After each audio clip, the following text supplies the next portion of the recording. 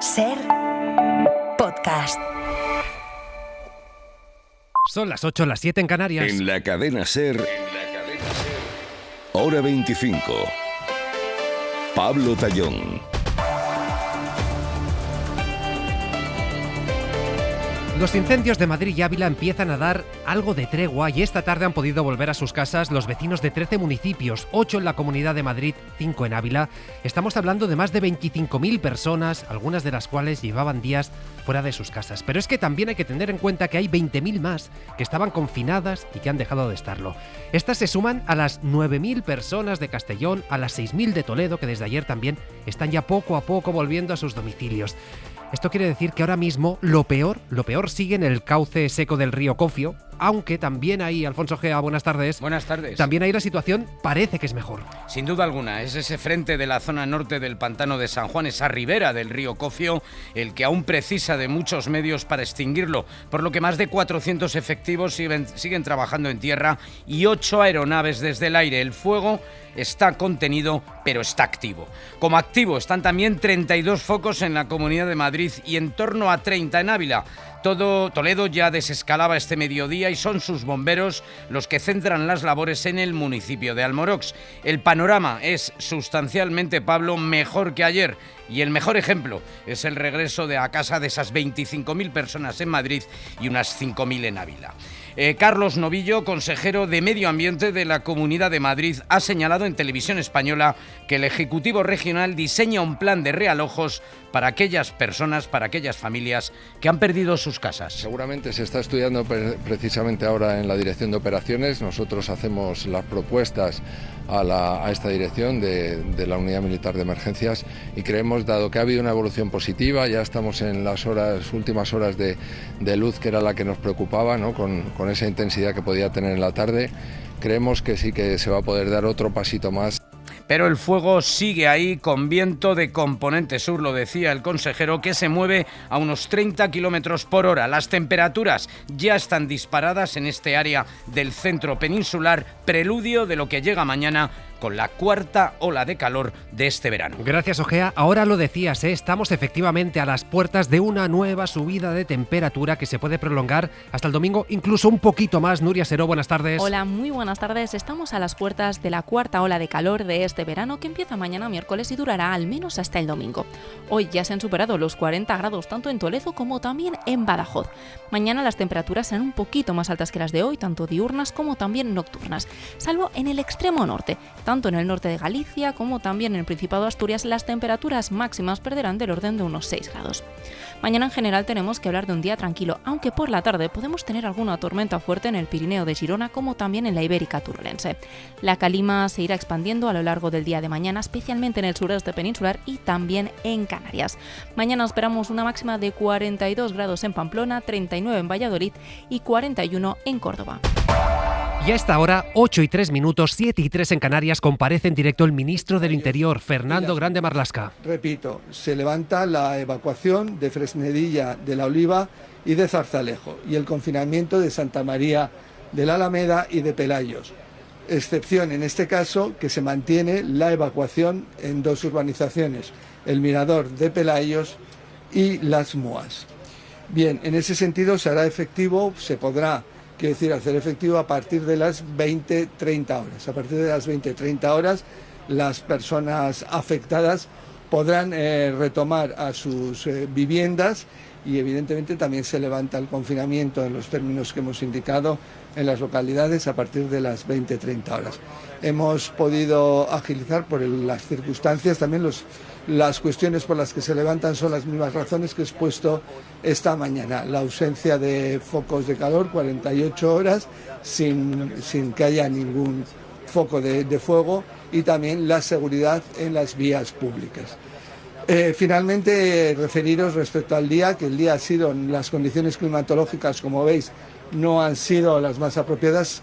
Ya notamos realmente una elevación de las temperaturas importante. También la humedad se ha reducido, hemos tenido viento del sur y del sudoeste, pero las ráfagas de viento no han sido importantes.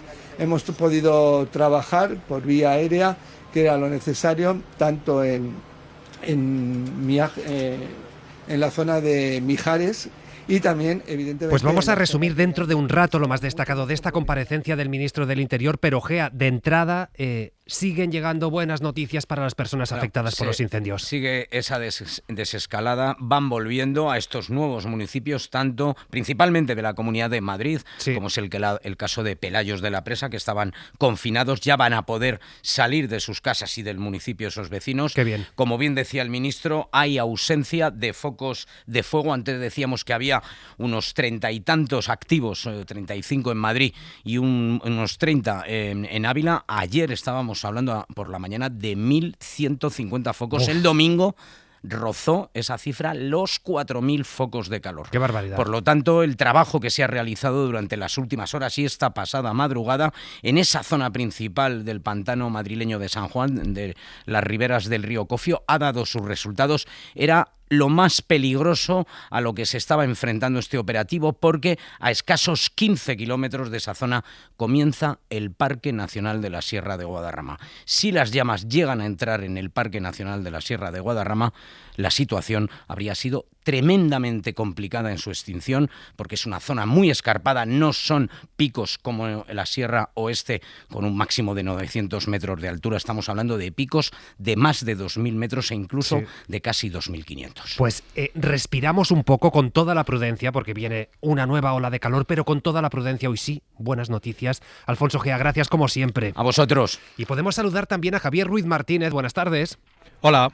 Javi, tú llevas varios días contándonos esto que ahora narraba Ojea, contándonos el terrible incendio de la Sierra Oeste de Madrid.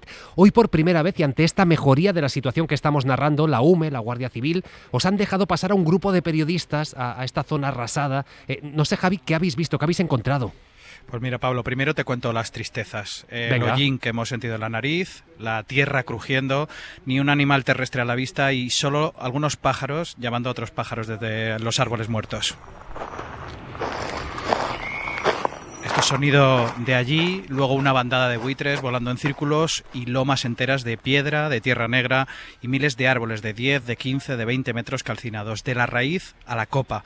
Nos hemos acercado a unos rescoldos, hay muchos en las lomas, esos puntos de calor que mencionaba Alfonso, y mientras los estábamos grabando, primero ha aparecido una llama pequeña y no te puedes imaginar en menos de un minuto una llama grande que cada vez era más grande. Nos hemos asustado un poco, la verdad. La Guardia Civil ha tenido que llamar a una brief que ha venido rapidísimamente y lo ha apagado. Y ahora te cuento las esperanzas. Hay pocas, pero hay. Entre las casas y los barcos torcidos, el pantano de San Juan le ha salvado la vida a los árboles, que han resistido, verdes y enormes. Hay grandes franjas de terreno, sobre todo en esa zona, que es también la peor zona del incendio. Es un contrasentido, pero ahí, donde está el agua, siguen los árboles vivos. Lo quiso el viento y lo lograron, Pablo, el agua y sobre todo los equipos de extinción. Pues qué bien, gracias, Javi. Esta mañana en Hoy por Hoy con Pedro Blanco hemos podido escuchar el testimonio de uno de esos bomberos, no sabemos si trabajó exactamente ahí, pero en todo caso de un bombero, de Ángel, que ha estado, él en Ávila, combatiendo el fuego estos días, y ha escrito una carta en la que cuenta las durísimas condiciones en las que han tenido que trabajar. Y la voracidad que hemos visto no tiene parangón. Son fuegos también para los que no estamos formados. A mí no me han enseñado para meterme a un chalet a defenderlo. Entonces vamos un poco a ciegas y nos exponemos más de lo que ya nos veníamos exponiendo. Tenemos que desviar. Es un testimonio que vale mucho la pena, lo pueden recuperar en la aplicación de la cadena SER. Esto en cuanto a los incendios de Madrid y Ávila, pero es que en Castellón el incendio de la Vall d'Uixó sigue fuera de control. Pese a las buenas noticias que les contábamos anoche, esta tarde se han activado 2 focos que podrían complicar la situación, así que allí nos vamos. Radio Castellón, David Costarrosa, buenas tardes.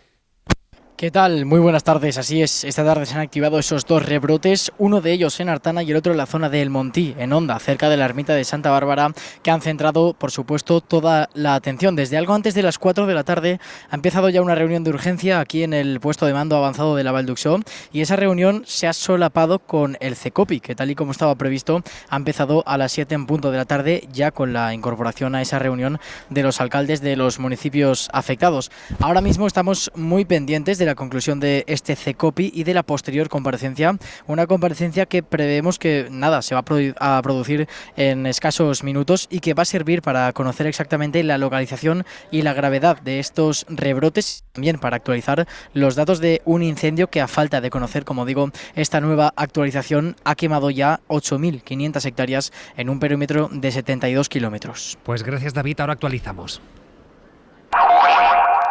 Y en plena oleada de incendios, el presidente del gobierno, Pedro Sánchez, ha cargado hoy contra el negacionismo climático de la derecha. Expresar a todos los actores políticos, a todos los gobiernos autonómicos, provinciales y locales, que el negacionismo climático es el peor de los combustibles ante la emergencia climática y que negar la realidad y las alarmas de la ciencia no nos prepara. Al contrario, nos hace mucho más vulnerables y a nuestra población mucha más insegura. Sánchez ha pasado a la ofensiva frente a algunas afirmaciones del PP y Vox sobre la relación del cambio climático y los incendios. También ha pasado a la ofensiva respecto a sus pactos de gobierno. El PP quiere un pacto contra los incendios, pero no quiere un pacto sobre una de las principales causas que provocan los incendios.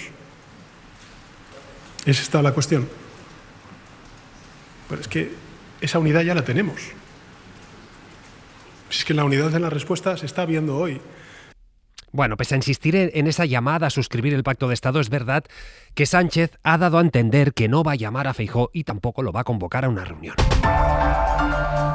Lo que sí ha hecho el gobierno es declarar hoy las zonas afectadas por el incendio como gravemente dañadas. ¿Y esto para qué sirve? Pues bueno, activa ayudas como por ejemplo 12.000 euros para viviendas destruidas por el fuego. Pablo Anzola, buenas tardes. Buenas tardes, sí, una declaración que en la práctica agiliza la respuesta de la Administración, así que a la espera de lo que pueda concretar el Ejecutivo, la ley contempla que se despliegan ahora dos grandes líneas de actuación. Una primera pata de ayudas directas, 17.000 euros por familiar fallecido, hasta 12.600 para compensar la destrucción de la vivienda habitual o algo más de 2.100 por la pérdida de enseres domésticos.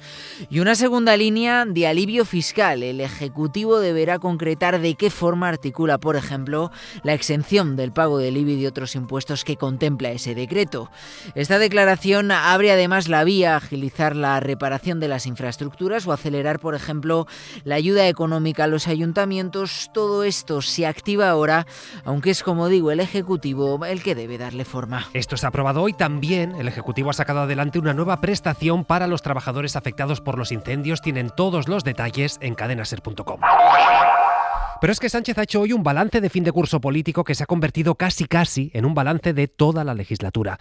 El presidente ha sacado pecho de los datos económicos, de los avances sociales, y es verdad que ha pasado de puntillas sobre los casos de corrupción. A preguntas de los periodistas, sí ha reivindicado el valor profesional de su mujer y de su hermano. También ha vuelto a respaldar a Zapatero. Guillermo Lerma, buenas tardes. ¿Qué tal? Buenas tardes. Nunca había hecho el presidente del gobierno una defensa tan personal de su mujer Begoña Gómez. Begoña Gómez y yo nos conocimos cuando teníamos 30 años. Llevaba ya más de 10 años trabajando en su empresa. O de su hermano David Sánchez. Licenciado en Económicas por ICADE, licenciado en Composición y Dirección de Orquesta por la Universidad Rusa de San Petersburgo. Habla perfectamente ruso, inglés. El jefe del Ejecutivo ha querido reivindicar hoy su integridad frente a las campañas de deshumanización que dice llevan meses sufriendo. ¿La pareja de un presidente o presidenta de gobierno tiene que renunciar a su carrera profesional? ¿Esa es la España que queremos? Dos profesionales que, según el jefe del Ejecutivo, están inmersos en dos procedimientos judiciales que tienen fines políticos. Las acusaciones populares no están impulsando una causa política. Yo creo que eso no es una opinión. Eso es un hecho. Más breves han sido las respuestas del presidente sobre el caso que afecta a Zapatero, a quien ha vuelto a mostrar su apoyo. Cuenta con nuestro respaldo, respetamos su presunción de inocencia. Pero sin valorar el cambio de versión del dueño de Análisis Relevante, ni el hecho de que el expresidente no haya explicado aún el origen de las joyas incautadas por los investigadores. Y atención, porque son las 8:14, 7:14 en Canarias y tenemos noticia de última hora. Y voy a seguir contigo, Lerma. Porque atención, hoy el gobierno ha aprobado 5 indultos, entre ellos uno a la que fue presidenta de Junts, presidenta del Parlament, figura clave de este partido político, indulto a Laura Borràs. Sí, es el primero de esos 5 indultos de los que acaba de informar el Gobierno en una nota de prensa, un indulto parcial a Laura Borràs, la que fuera presidenta del Parlament de Cataluña. Un indulto por el que se le conmutará la pena de prisión de 4 años, 6 meses y un día por otra de 2 años. El resto de la pena, multa e inhabilitación, se le mantiene. Así evitará la expresidenta del Parlament la entrada en prisión. Dice el Gobierno que el indulto se concede en los términos planteados por el propio Tribunal Superior de Justicia de Cataluña, que fue el que planteó ese indulto. El tribunal que la condenó pidió ese indulto, elevó esa propuesta al Ejecutivo, afirmando que la pena de prisión resultaba desproporcionada y excesiva. Junto con el indulto a Laura Borràs, Pablo, se indulta también a un artista y gestor cultural, a un exalcalde de la ciudad jienense de Linares y también a 2 personas más, ciudadanos particulares no públicos, dice la nota de prensa, condenadas por delitos contra la salud pública. Es llamativo esto, Pablo, porque en esa rueda de prensa que se ha realizado posteriormente al Consejo de Ministros, el presidente del Gobierno no ha informado ni ha comunicado esos indultos que estamos conociendo ahora mismo. El más llamativo, el indulto parcial a la expresidenta del Parlament de Cataluña, Laura Borràs. Pues un indulto sin duda de impacto político. Ella siempre dijo, yo no lo voy a pedir, pero lo pidieron por ella. El Gobierno lo concede. Insistimos, a nivel político tiene una carga potente. Es la noticia de última hora. Gracias, Guille. Son las 8:16, 7:16 en Canarias. Hora 25. Con Pablo Tallón. Venga, y seguimos con el repaso de esta rueda de prensa de Pedro Sánchez de hoy, un presidente que insiste en agotar la legislatura hasta 2027 a pesar de los avisos de varios socios que dicen, no, esto ya está terminado, y a pesar de que todavía no ha podido aprobar unos presupuestos. Sobre esto, sobre las cuentas, hoy ha reiterado que sí, que las quiere presentar Lorena Carramolino. Sí, Pedro Sánchez ha querido dejar claro que va a agotar la legislatura pese a quien le pese, y también ha remarcado otro mensaje muy repetido por el Gobierno. Nuestra intención es presentar los presupuestos y nuestra voluntad es aprobarlos. Y como he dicho en mi primera intervención, las elecciones, también cuando gobierna la izquierda, son en legislaturas que duran 4 años. En este balance, Sánchez ha repasado bloque por bloque las medidas que ha llevado a cabo el Ejecutivo, no solo en este año, sino a lo largo de la legislatura, y ha destacado que España es el país que más crece económicamente en Europa. Pues hay personas que dentro de las dificultades que afrontan a diario, pues viven un poco mejor. Y a mí me parece que este es el verdadero balance. Y sobre vivienda, el presidente ha intentado salir de puntillas sobre el Real Decreto con la prórroga de los alquileres que finalmente no ha llevado al Consejo de Ministros por falta de apoyos parlamentarios. Dice Sánchez que la vivienda es la prioridad nacional del Ejecutivo. Todo eso depende, como saben ustedes, de los gobiernos autonómicos, que dejen a un lado el sectarismo y que piensen de una vez en su gente, sobre todo la gente que necesita un acceso a la vivienda, y esa, a mi juicio, lo he dicho en muchas ocasiones, sí que es una prioridad nacional, ¿no? Aquí ha aprovechado para cargar contra las comunidades autónomas, recordando la competencia que tienen en materia de vivienda. Comunidades autónomas con las que, por cierto, no se va a reunir el Ejecutivo en el Consejo de Política Fiscal y Financiera previsto para mañana. Esta reunión para debatir el nuevo modelo de financiación ha sido pospuesta a petición de los gobiernos autonómicos del PP. Pues el PP precisamente vuelve a ser muy crítico con este balance de Pedro Sánchez, dice que es triunfalista y también le vuelve a echar en cara los presuntos casos de corrupción. Miguel Tellado, número 2 de los populares. Sánchez está cada día más solo en la calle y más solo en el Parlamento, y cada día más acorralado en los tribunales. La gente no quiere que haga balances, quiere que confiese, que diga lo que sepa sobre la corrupción y que se vaya. Pues hablando de corrupción, el juicio a la Kitchen ha quedado visto para sentencia después de 3 meses de sesiones. Concluido el juicio, queda visto para dictar sentencia. Buenos días. Y la Fiscalía mantiene que el entonces ministro del Interior y uno de los principales acusados, Jorge Fernández Díaz, encabezó esta trama para presuntamente robar a Bárcenas documentos comprometidos sobre la caja B del PP. Vamos con las claves. Miguel Ángel Campos, buenas tardes. Buenas tardes. Mientras el exministro Fernández Díaz y su secretario de Estado, Francisco Martínez, no han hecho uso de su derecho a la última palabra... Buenos días, muchas gracias, señorías. Nada que añadir, gracias. Puede volver a su sitio. Don Francisco Martínez Vázquez. Por la venida, muchas gracias, señoría. Nada que añadir. El comisario Villarejo lo ha hecho para lamentar las causas que a su juicio le han traído hasta aquí. ¿Cómo se me ocurrió pisar, digamos, callos tan importantes para haber terminado donde he terminado? Y el chofer de Bárcenas, Sergio Ríos, supuesto topo del entramado, ha pedido clemencia. Les pido la duda razonable, clemencia y justicia, que llevo 8 años de instrucción y 5 años suspendido de empleo y sueldo. También el comisario cercano a Cospedal, Andrés Gómez Gordo. En 3-4 meses se espera sentencia a esta supuesta operación desde las entrañas del Estado para destruir las pruebas que tuviera Bárcenas sobre la caja B del PP y sus dirigentes. Y en economía, el grupo Prisa, al que pertenece la cadena SER, dispara su EBITDA un 70% e incrementa sus ingresos un 26% durante la primera mitad del año. Los resultados del primer semestre consolidan la transformación de su modelo de negocio y también refuerzan su posición financiera. Pablo Anzola, vuelvo contigo. Sí, el grupo Prisa dispara su EBITDA un 70% en la primera mitad del año, hasta los 86 millones de euros, y obtiene unos ingresos de 513 millones, un 26% más que en el mismo periodo del año anterior. Unos sólidos resultados impulsados por el crecimiento de los suscriptores del país, aumentan un 13% hasta superar los 482.000, y también por las suscripciones de Santillana, que se incrementan un 19% y superan ya las 4 millones. La expansión de estos modelos de suscripción, unidos a la mejora del comportamiento publicitario, han permitido a Prisa Media y a Santillana mejorar sus resultados mientras progresan en el proceso de transformación que lidera Pilar Gil y Alberto Polanco. Además, Prisa refuerza su posición financiera, el grupo reduce su apalancamiento y la ratio de endeudamiento cae un 11% en la primera mitad del año. Consigue tu alarma llamando a Movistar Prosegur Alarmas al 900-351-351 con instalación gratis y cámara gratis. Y así en la cabeza, en vez de tener el run run de si te van a entrar en casa, tienes esto. Movistar Prosegur Alarmas. Hora 25. Con Pablo Tallón. Venga, 8:22, 7:22 en Canarias. Nos vamos a ir hasta América Latina. Berta Reventós, ¿qué tal? Buenas tardes. Hola, ¿qué tal? Buenas tardes, Pablo. Porque hasta ahora está previsto que comience la toma de posesión de la presidenta electa de Perú, de Keiko Fujimori, que a la cuarta ha logrado acceder al poder. Es un acto al que acude, por ejemplo, el rey Felipe VI, pero que va a estar marcado por la crisis diplomática entre Argentina y Brasil que ha provocado el ultra Javier Milei. El argentino Berta insultó a Lula y le llamó directamente, es que es terrible, basura socialista. Sí, la derechista Keiko Fujimori acaba de jurar el cargo de presidenta de la República en el Congreso en Lima y está en este momento dando su primer mensaje a la nación. A la ceremonia, como decíais, han asistido varios jefes de Estado de la región, como Javier Milei, José Antonio Cast y Daniel Noboa, afines a la nueva mandataria, que ha prometido una política de mano dura frente a la inseguridad y el crimen organizado, en un país donde los índices de criminalidad se encuentran en máximos históricos. Es notable la ausencia de Claudia Sheinbaum, la presidenta de México, país con el que Perú apenas tiene relaciones diplomáticas desde 2022, y del brasileño Lula da Silva, que no ha dado explicaciones por su falta a la investidura.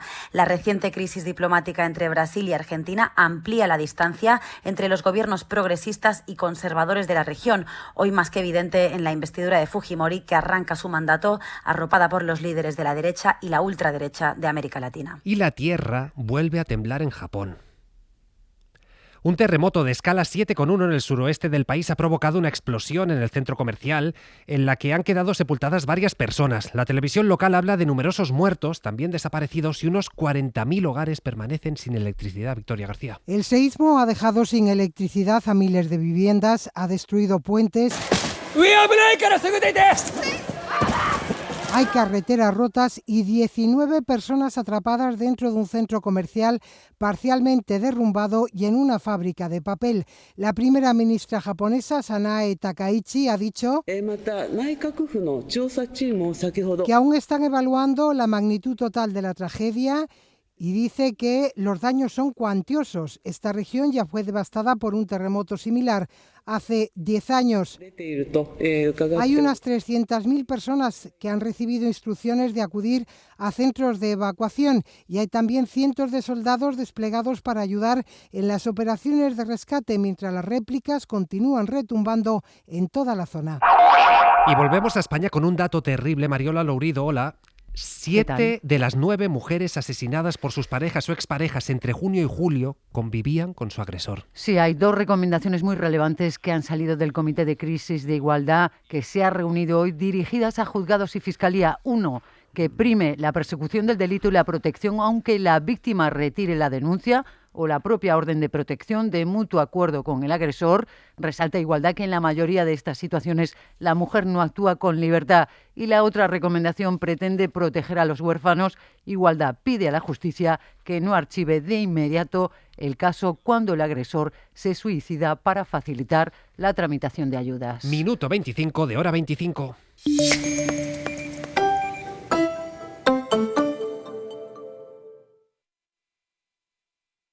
Hora 25. Con Pablo Tallón. Y todavía en España la tasa de paro ha vuelto a bajar en nuestro país del 10% en el segundo trimestre. Esta es una cifra importante porque se trata del porcentaje de desempleo más bajo desde el año 2008, cuando comenzó la crisis económica. Pero es que además entre abril y junio se han creado casi 500.000 de empleos, Estefanía Salvatierra. Los 213.000 parados menos que deja esta EPA nos permiten recuperar una tasa de paro que no veíamos desde hace 18 años. La tasa de desempleo cae hasta el 9,8%, algo más propio de los años 2008-2006 que de los últimos ejercicios. Todo se explica por nuestra dependencia del turismo. 8 de cada 10 nuevos ocupados han encontrado trabajo en el sector servicios. En tan solo 3 meses, España ha conseguido sumar casi 500.000 de trabajadores, la mitad extranjeros, en pleno proceso de regularización, hasta alcanzar un nuevo máximo de ocupados. Rozamos los 22.800.000. La vicepresidenta segunda y ministra de Trabajo presume de datos. El 83,4% del empleo creado en el segundo trimestre es empleo a jornada completa. Estamos hablando de empleo de calidad. Los sindicatos ponen el foco en las mejoras pendientes. Carlos Gutiérrez de Comisiones Obreras, Fernando Luján de UGT. Cerrar las brechas de género y territoriales. Y la mejor mejora de la calidad es a través de un incremento de las retribuciones. Por su parte, los empresarios alertan de una caída en el número de autónomos, 43.000 menos. Y en economía, pero en esa que se nota en el bolsillo, el Govern catalán prorroga un año más los topes al precio del alquiler y amplía los municipios declarados como zonas tensionadas. La Generalitat ha sacado a Lleida y a Figueras de la lista, pero a cambio incluye a Tordera y a Martorell. Barcelona, Pol Valero. Bona tarda. En total se añaden 53 localidades a la lista, lugares como Martorell, Vilaseca o La Junquera, donde el precio de compra o alquiler se ha disparado muy por encima de la inflación o donde las familias dedican más del 30% de los ingresos a la vivienda. Por otro lado, se excluyen otros 22 municipios como Granollers, Reus o Lleida porque ya no están en esta situación. Mostren precisament que l'eina es eficaz. Eso significa que la herramienta funciona, decían desde el Govern. En cambio, el sindicato de inquilinas ve absurdo quitar la medida tan temprano y arriesgarse a que los precios vuelvan a subir. El que no podem fer és aixecar el peu de l'accelerador, deixar-la d'aplicar. Desde que entró en vigor el límite de precio en marzo de 2024, el coste medio de los nuevos contratos se ha reducido más de un 1% en las zonas tensionadas, en Barcelona hasta un 5%. En cambio, donde no se aplica, en 2 años los precios han subido un 9,5%. Y Trump y Netanyahu se han reunido por primera vez en la Casa Blanca desde que comenzó la guerra contra Irán. Poco se sabe, es verdad, de lo que ha trascendido de este encuentro, pero la reunión sí que se produce en un momento de diferencias públicas sobre el devenir de la guerra. Sara Aranda. Pese a los choques, el primer ministro israelí ha visitado el despacho Oval con perfil bajo. En plena campaña por la reelección, busca reforzar su posición política y proyectar una imagen de cercanía con Washington. Pese a que el encuentro se ha producido a puerta cerrada, en redes sociales ha compartido una imagen junto a Trump sonriente. Le llama amigo. Antes de ese encuentro, el presidente estadounidense también ha recibido a su homólogo ucraniano. Volodymyr Zelensky asegura que ambos han abordado la producción de misiles Patriot y una posible salida negociada al conflicto con Rusia. La Casa Blanca, en un breve comunicado, ha calificado los encuentros de positivos y productivos. Nada más ha trascendido. Ahora el reto de Trump será traducir esa diplomacia en avances concretos sobre el terreno. Y esto es terrible, la policía ha encontrado los cuerpos de 5 recién nacidos en Francia que estaban en una vivienda entre cartones.